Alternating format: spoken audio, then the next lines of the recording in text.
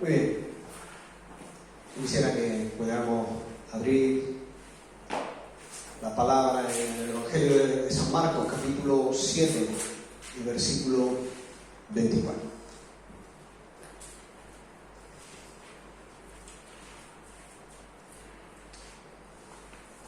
Evangelio de San Marcos, capítulo 7, versículo 24.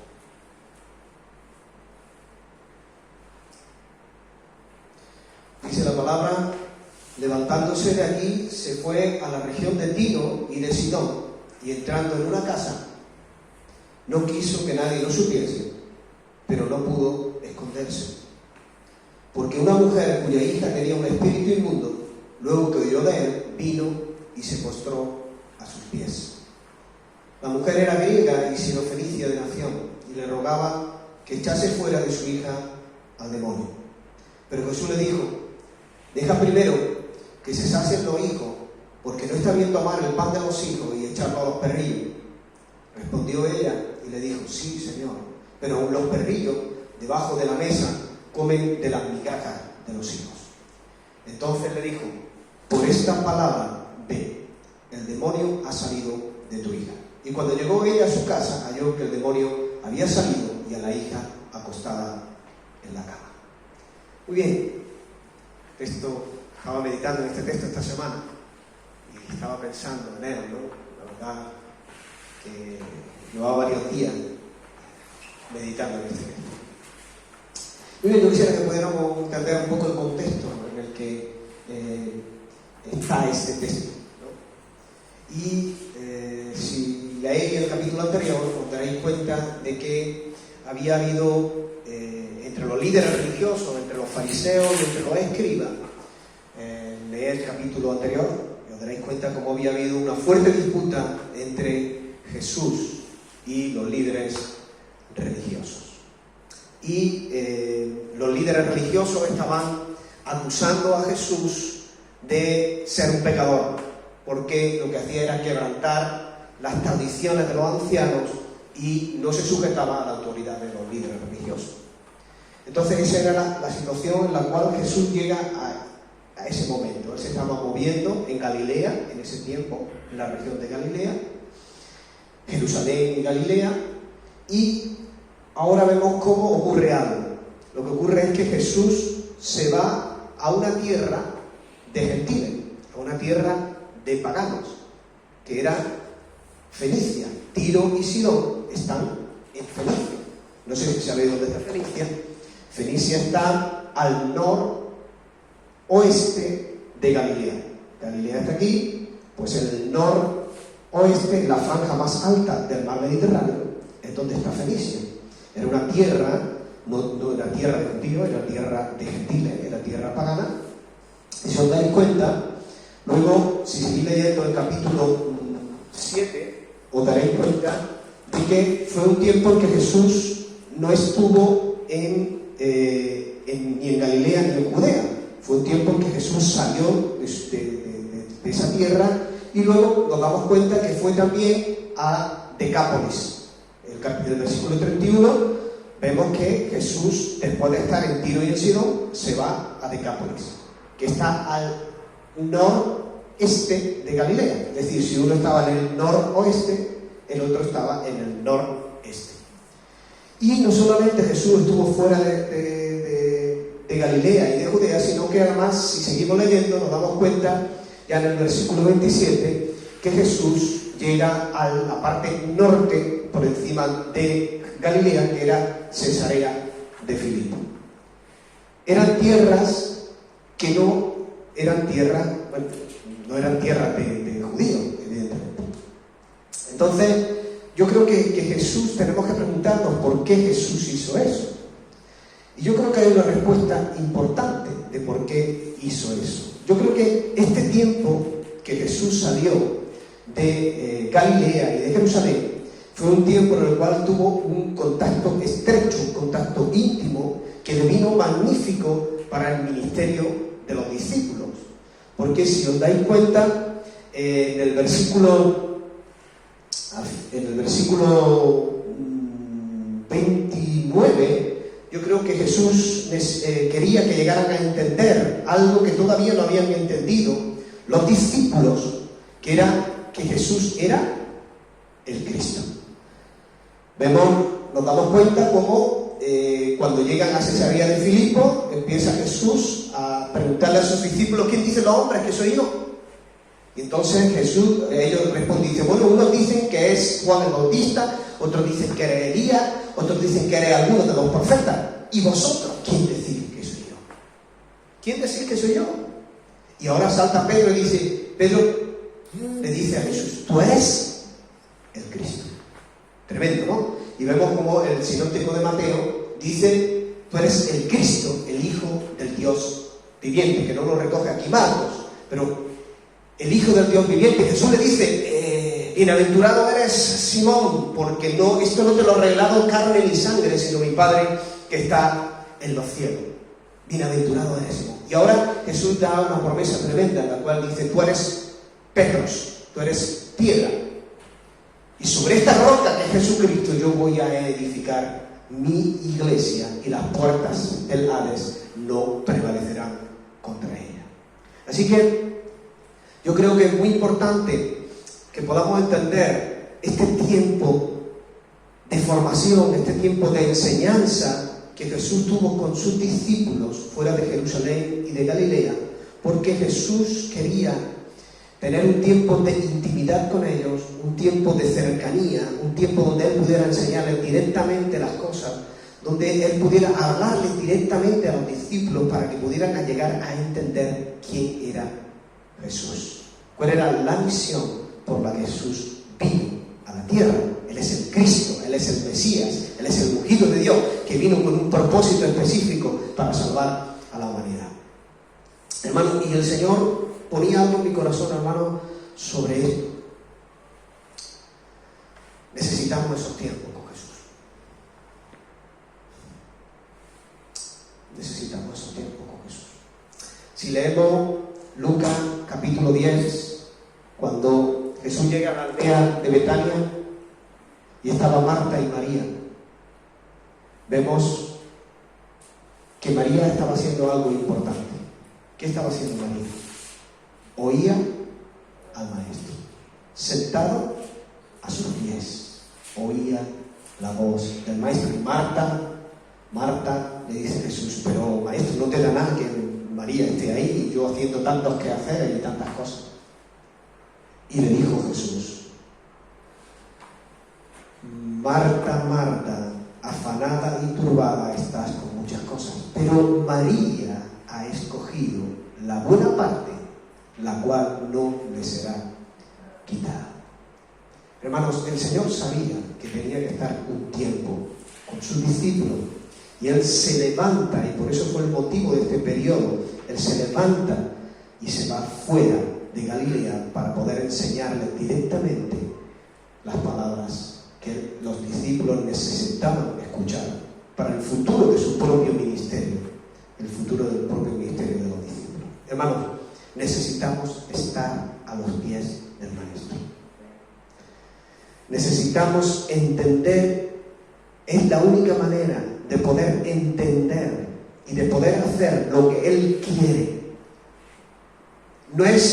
No somos nosotros los que tenemos que hacer las cosas, es Él el que va a hacer las cosas a través de nosotros. Esa es la diferencia de haber conocido y haber entendido bien quién es el Señor. Necesitamos pasar tiempos con Jesús. Necesitamos estar en el lugar de intimidad. Necesitamos, porque eso lo que va a hacer es traer a nuestra vida descanso, va a traer reposo, va a traer dirección y guía, va a traer sabiduría, va a traer instrucción, va a traer consuelo, va a traer fortaleza. Eso es lo que va a permitir que podamos avanzar y resistir ante cualquier situación en la que podamos vernos o que podamos enfrentar. Es fundamental, hermano. Y Jesús hizo eso con sus discípulos. Había un motivo por el cual Jesús se levanta de esa región y se va a la región de Tiro de Sidón primero y luego a las regiones que hemos estado comentando. Miren, y hay otro aspecto, hermanos, que Jesús menciona en el capítulo 7, en el cual, si leéis, Jesús enseña ahí que había una distinción entre los alimentos puros, los alimentos limpios y los alimentos inmundos. Eso era algo en el cual los judíos tenían mucho en su ley en contra de los gentiles. Entonces Jesús lo que hace es que empieza a eliminar barreras entre judíos y gentiles. Fue en este periodo donde ya empieza a eliminar Jesús esas barreras que existían entre judíos y gentiles, y realmente si luego vamos viendo, fue el inicio, porque Jesús tenía esa visión de la iglesia en la cual todos iban a estar juntos, tanto judíos como gentiles, pero ya Jesús empieza aquí a iniciar ese proceso de enseñanza, en el cual nos damos cuenta que luego cuando estamos en los primeros capítulos del libro de Hechos, nos damos cuenta en el cual el judaísmo va creciendo paralelamente con el cristianismo, va juntamente hasta que ya el evangelio es llevado de una forma clara a los gentiles en el capítulo 10 de Hechos, en el que Dios le enseña a Pedro, si queréis lo leéis, Dios le enseña a Pedro cómo lo que él limpia, Pedro no lo puede llamar común o inmundo. Y no solo le enseña a Pedro eso, sino que también Pedro podía entrar en casa de Cornelio, que era un extranjero, que era un gentil, cosa que antes para un judío eso era imposible, era terrible, porque no pertenecía al pueblo de Dios. Y yo creo que aquí, en este periodo, podemos ver cómo Jesús empieza a preparar a sus discípulos para su ministerio futuro en relación a los gentiles.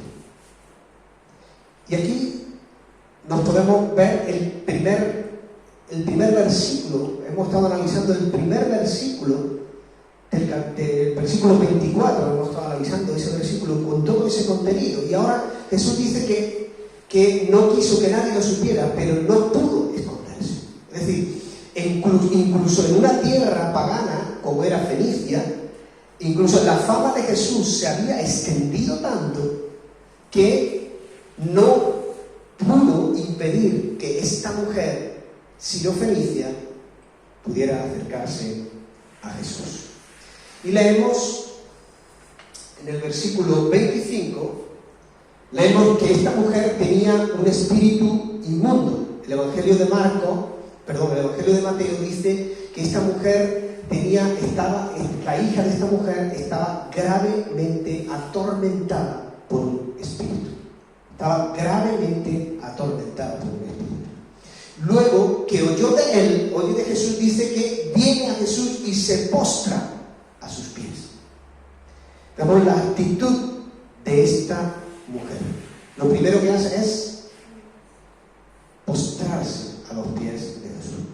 Esa actitud, hermano, es muy, muy, muy importante. La actitud de reconocimiento de quién era Jesús en una mujer que era pagana. Y ahora vemos como en el Evangelio de Mateo dice que esa mujer era cananea, y dice el Evangelio de Mateo que esa mujer estaba dando grandes voces y estaba provocando el desagrado de los discípulos, los cuales le estaban diciendo a Jesús: despídela porque está dando voces detrás de nosotros. Yo pensaba cómo Jesús veía las cosas. Yo pensaba cómo Jesús veía a una mujer cananea. Una mujer en la cual veía el dolor, veía la ansiedad que sentía por el estado en el que se encontraba su hija. Pero también Jesús estaba viendo el corazón de esa mujer y veía una fe sólida en él. A pesar de ser una mujer pagana, a pesar de eso, ella se postra delante de Jesús. Y ahora dice el versículo 27: pero Jesús le dijo: deja primero que se sacien los hijos. Y tenemos que entender esto, porque aparentemente, si leemos el Evangelio de Mateo, Jesús cuando alguien se acercaba, normalmente Jesús respondía rápido. Pero si leemos el Evangelio de Mateo, el sinóptico paralelo a este, vemos como Jesús dice la palabra que no respondió palabra. Jesús se calló y aparentemente podía ser una respuesta dura por parte de Jesús. Pero yo creo que Jesús quería enseñarle a esta mujer y sacar a la luz lo que había en el corazón de esta mujer. Y vemos cómo dice, deja primero que se sacien los hijos. Hay que entender qué significa eso. Porque aparentemente Jesús no da respuesta, solamente esto. Y además, si lo vemos de esta manera, parece ser que es una respuesta dura, no una respuesta suave, no una respuesta amorosa por parte de Jesús. Y no era así, sino que Dios quería ver qué había en el corazón de esa mujer. Realmente que pudiera sacar a la luz lo que había en el corazón de esa mujer. Y ahora Jesús, y nosotros debemos entenderlo, primero se está refiriendo ahí al pueblo de Israel, ¿no? A los hijos, porque fue el pueblo escogido por Dios el primero. Y sabemos cómo, si conocemos la historia de Israel, sabemos cómo revela la palabra los problemas que el pueblo de Israel tuvo con los cananeos. Le causaron grandes problemas al pueblo de Israel. Y vemos como la ley judía separaba a los judíos de los gentiles. Y no solo eso, sino que en el mismo templo había un muro que separaba a los gentiles para que no entraran en los atrios de los judíos. O sea que realmente Jesús deja abierta la puerta de bendición. Lo que tenemos que llegar a entender es que Jesús deja abierta esa puerta de bendición a los gentiles también. No la cierra. Deja primero, no está diciendo los hijos únicamente. Ahí se está refiriendo a Israel, al pueblo judío. Deja primero, pero después del primero viene lo segundo. Y ahora podemos entender de esa manera como, por ejemplo, el apóstol Pablo, años más tarde, cuando le escribe a la iglesia de Éfeso, vemos que podemos entender cómo por la sangre de Cristo los gentiles habían sido hechos cercanos ya. Como de ambos pueblos hizo la pared intermedia que había de separación, la derribó Jesús por su sangre. Podemos entender realmente que cambió. La perspectiva de Jesús era una perspectiva clara para que la mujer entendiera cuál era la posición de Jesús y él pudiera ver que había más en su corazón. Cuando Jesús, hay un texto, no sé si recordáis, hay un texto que cuando Jesús manda a los discípulos, los envía en la misión, él les dice a los discípulos que no entraran en camino de gentiles, ni en ciudades de samaritanos tampoco, sino que fueran antes a las ovejas perdidas de la casa de Israel. Por lo tanto, no era una respuesta dura, sino era la posición de los gentiles frente al reino de Dios antes de que Cristo muriera en la cruz del Calvario. No era una respuesta dura, era una respuesta con un significado profundo para que la mujer entendiera. Y ahora dice, en el mismo versículo dice, porque no está bien tomar el pan de los hijos y echarlo a los perrillos. ¿Sabéis cómo le llamaban los judíos a los gentiles? Perros, de forma despectiva. Los judíos le llamaban a los gentiles perros, de forma despectiva. Jesús no emplea aquí esta palabra. Vemos cómo es Jesús. Qué detalloso Jesús. No emplea ni la palabra perros, emplea la palabra perrillos. Usa la palabra perrillo. Yo creo que la mujer tuvo que entender que realmente Jesús estaba mostrando su amor también. La mujer tuvo que entenderlo así porque ella encontró fuerza para seguir haciendo la petición y el ruego que ella le estaba haciendo al Señor. Vio una puerta abierta para seguir presentando su súplica por su hija. Dice el versículo 28, respondió ella y le dijo, sí, Señor, pero aún los perrillos debajo de la mesa comen de las migajas de los hijos. Tremendo, ¿no? Jesús lo que hace es intentar sacar a la luz el corazón de esa mujer. Ella tenía un corazón de fe. siendo pagana, no conociendo aparentemente todo lo que los judíos conocían, él intenta sacar a la luz lo que había en su corazón, en contraste, hermanos, con la maldad de los judíos. Y además, si leéis un poquito antes, en el mismo Evangelio de Mateo, Jesús había hecho el milagro de la alimentación de los 5.000 y había andado sobre el mar. Dice la palabra que todavía el corazón de los discípulos estaba endurecido. Por eso yo entiendo cómo Jesús dedicó ese tiempo para que realmente pudieran entender cosas que no entendían cuando Él sale de la región de Galilea. En contraste vemos a una mujer pagana que logra entender que las migajas pueden satisfacer completamente sus necesidades espirituales. Ni siquiera es el pan, es las migajas del Señor. Lo menos del Señor podían satisfacer completamente su necesidad espiritual. Hermano, es importante porque muchas veces la actitud del cristiano no es así. Y era una mujer pagana, pero la actitud del cristiano no es así. El cristiano muchas veces muestra actitud orgullosa, planteándole al Señor que le corresponde sus derechos. Pero no es así, hermano. Y en este contexto tan concreto podemos entender el concepto tan elevado que esta mujer tenía de la provisión de la gracia del Señor. El Señor estaba maravillado. Dice el Mateo, el Evangelio de Mateo, no el Marcos, lo dice Mateo, pero Jesús estaba maravillado de la fe de esa mujer. Ella había entendido, había captado correctamente cuál era el corazón del Maestro, cuál era el corazón de Jesús.